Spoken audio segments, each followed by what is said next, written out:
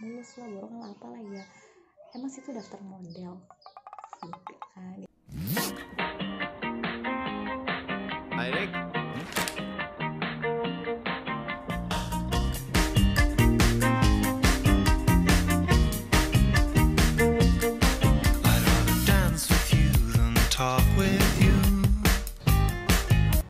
Halo, assalamualaikum, welcome back to my channel. Kembali lagi bersama aku, Hani Permata. Di video kali ini aku mau bahas tentang pola pembibitan. Dan sekarang aku gak bakal sendiri untuk ngejelasin. Aku bakal dibantu oleh adik asuh aku, seorang duta STPI 2019, putri STPI 2019, namanya Tasya Friska. Halo Tasya. Iya, halo Teh Hani. Nah, sekarang langsung aja ya, kita mau ngobrol-ngobrol sama Tasya nih. Tasya mau jelasin dan jawab beberapa frequently asked question yang biasa masuk ke kita tentang pola pembibitan dan tips-tips and trick ataupun pertanyaan-pertanyaan dari kalian lainnya yang biasa nanya ke kita. Jadi, langsung aja ditonton videonya. Oke, jadi Polbit itu merupakan suatu program jalur masuk untuk sekolah-sekolah di bawah Kementerian Perhubungan, termasuk PPI Curug ini, di mana si lulusannya itu langsung disalurkan atau ditempatkan. Bedanya dengan reguler, yang pertama dari segi biaya. Polbit ini biayanya relatif lebih murah karena pemerintah udah ngebantu di biaya pendidikan, jadi kita jatuhnya cuman bayar asrama dan uang makan aja. Terus yang kedua, lulusannya insya Allah jadi ASN atau PNS, jadi langsung ditempatin dari pusat, ditempatin di mana aja di seluruh Indonesia. Untuk tesnya, yang pertama ada tes SKD atau tes CPNS. Ini terdiri dari TWK, wawasan kebangsaan, TIU atau intelijensi umum, dan TKP atau kepribadian. Terus yang kedua ada TPA yang terdiri dari matematika, fisika, dan bahasa Inggris. Yang ketiga ada psikotes, yang keempat ada tes kesehatan, yang kelima ada samapta. Samapta itu cuma lari 12 menit, terus up, sit up, dan satu run aja. Terus yang terakhir ada wawancara. Bedanya sama reguler itu cuma di tes SKD aja. Jadi kalau reguler ini nggak ada tes SKD, dia langsung tes TPA.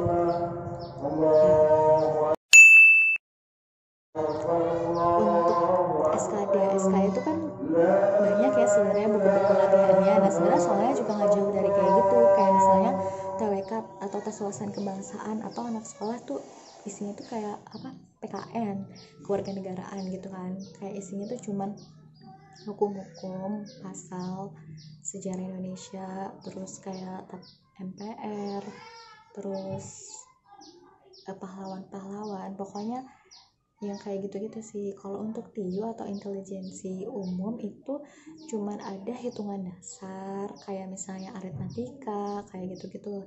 Terus kalau sama padanan kata yang bahasa Indonesia, sama matematika dasar lah pokoknya. Terus kalau tes kepribadian itu kayak lebih ke jawaban pribadi kita aja sih. Kayak misalnya ada soal seorang teman di kantor membicarakan satu teman lainnya, maka saya akan, misalnya A ikut membicarakannya juga, B mengabaikannya, C apa, D apa gitu. Pokoknya jadi jawabannya lebih kayak ke pribadi kita itu kayak gimana sih gitu. Untuk tes kesehatan ya, tes kesehatan penyakit yang menggugurkan itu sebenarnya ya penyakit yang fatal-fatal aja dan kira-kira bisa mengganggu kegiatan ketarunaan, kayak misalnya ambeien, patah tulang, terus penyakit-penyakit organ dalam kayak misalnya gagal ginjal, jantung, itu kan susah ya, nggak bisa kalau buat kegiatan fisik di ketarunaan, jadi itu nggak bisa. Kalau misalnya sekiranya kayak kak gimana nih punya sakit gatal-gatal, borokan atau apa ya, itu dilihat dulu penyebabnya karena apa. Selagi nggak ngeganggu, kalau misalnya kayak nggak mulus lah, borokan lah, apalah ya, emang situ daftar model gitu kan. Ini kan daftar jadi taruna, jadi masih bisa-bisa aja selagi nggak ngeganggu kegiatan ketarunaan. Kalau kayak misalnya gigi bolong itu masih bisa ditambal hamin beberapa hari sebelum tes kesehatan. Terus gigi itu diusahakan ya harus sih bersih, jadi kita ke dokter gigi dulu lah, bersihin dulu semua rongga mulut kita ini sebelum tes kesehatan. Tapi jangan jauh-jauh hari sebelum tes SKD udah ini ya, enggak, nanti aja pas udah mau ke tes kesehatan.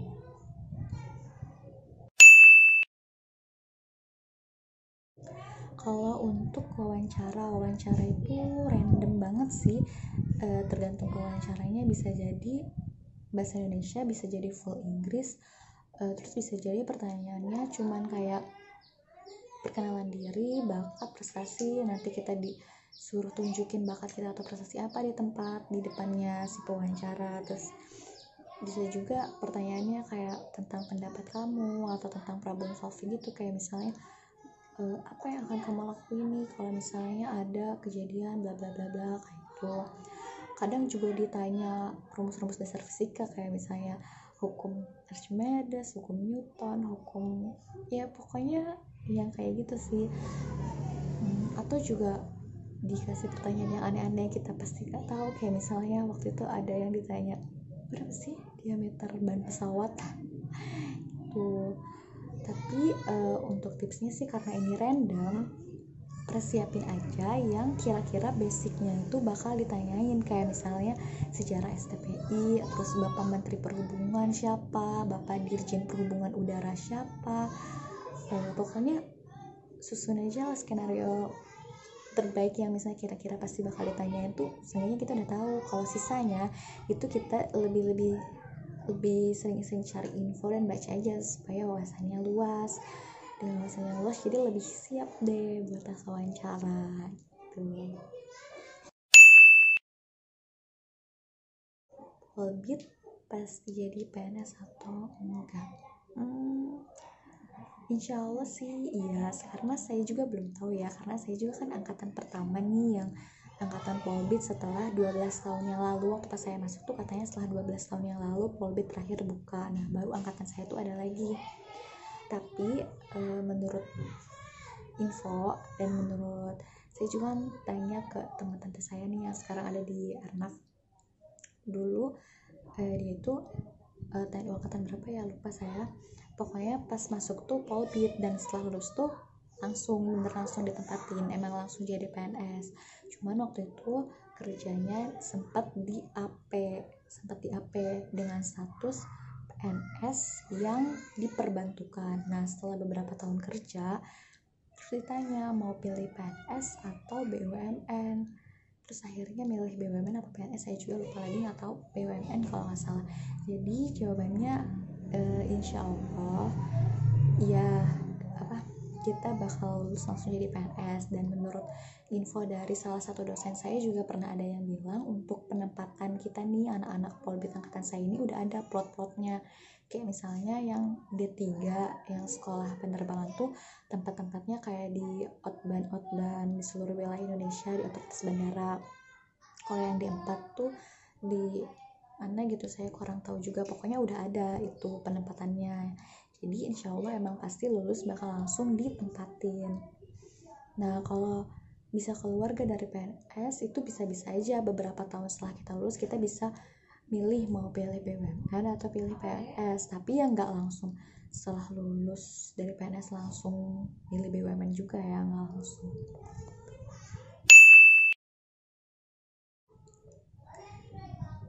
Kalau untuk peluang lebih besar Polbit reguler atau mandiri, sebenarnya dia untuk semuanya juga susah ya. Kalau buat masuk sekolah kedinasan pasti kan orang banyak banget peminatnya, tapi kalau di antara 3 jalur ini mungkin yang lebih susah itu kan Polbit. Jadi mungkin yang lebih banyak peluangnya itu mandiri, karena apalagi kalau misalnya si Polbit kan, Polbit ini biayanya relatif lebih murah, pasti orang-orang lebih bondong-bondong dong ngincar yang itu sih. Nah teman-teman, berarti kayak gitu ya, kurang lebih udah dijelasin sama Kak Tasya tadi tentang pola pembibitan, terus tentang jalur mana yang lebih peluangnya besar. Jadi kalau menurut aku sendiri, kalau untuk jalur dia tuh sebenarnya sama susahnya.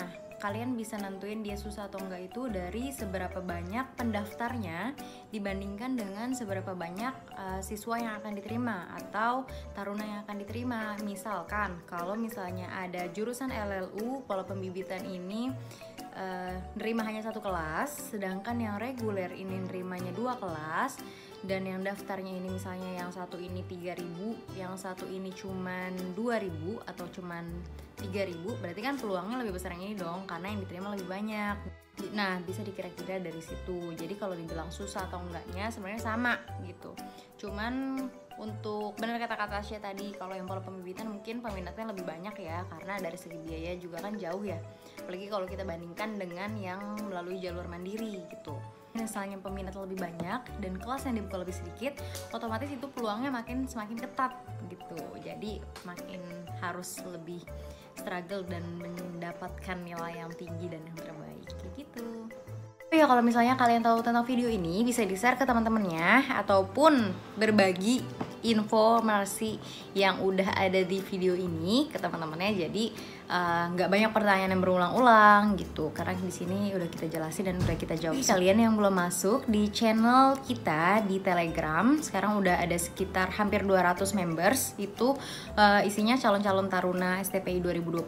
Jadi kalian bisa di sana sharing sama kakak-kakak duta STPI-nya. Nanti kalau kalian tanya-tanya ataupun kalian mau tahu informasi, kalian bisa tukar pikiran dan tukar informasi sama calon taruna lainnya di situ. Nah, caranya itu adalah kalian cukup download Telegram, habis itu kalian cari calon taruna dan kalian bisa langsung join di situ. Nah, grup kita itu yang ada tulisannya calon taruna 2020 with Duta STPI. Di situ nanti pertanyaan kalian insya Allah bakal dijawab sama kakak-kakaknya, dan semoga bisa membantu kalian untuk menjadi calon taruna di Sekolah Tinggi Penerbangan Indonesia atau Politeknik Penerbangan Indonesia Curug. Nah, mungkin segitu aja ya video dari kita hari ini. Mungkin di episode-episode selanjutnya insya Allah akan kita sharing lagi atau kita bagiin informasi maupun tips and trick untuk kalian yang mau masuk di PPI Curug. Semoga videonya bermanfaat dan sampai jumpa di episode selanjutnya.